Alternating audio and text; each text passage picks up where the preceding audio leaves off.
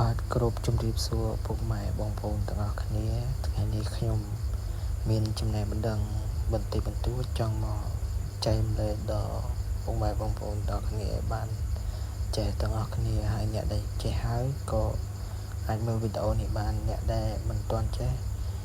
យើងអាចមើលវីដេអូនេះបានទាំងអស់គ្នាអញ្ចឹងខ្ញុំថ្ងៃនេះខ្ញុំចែកម្លែកពីបទពិសោធន៍ការឆែកលេខទូរស័ព្ទយើងប្រើតែលេខតែមួយយើងអាចឆែកបានទៅដល់គ្រប់ប្រព័ន្ធដូចជា smartphone 12 សេខាតហើយនឹង97បងប្អូនទាំងអស់គ្នា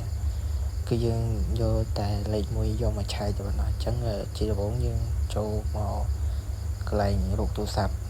យើងតែហ្នឹងហើយយើងចុចពាក្យផ្កាយ12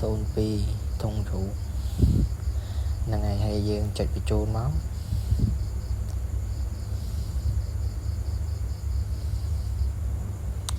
បាទដោយសារវាអត់សូវមានសេវានៅខាងខ្ញុំចឹងបងប្អូនរងចាំបន្តិច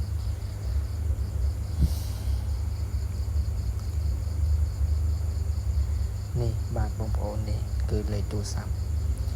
បើយើងប្រើតែ1202នេះគឺយើងអាចឆែក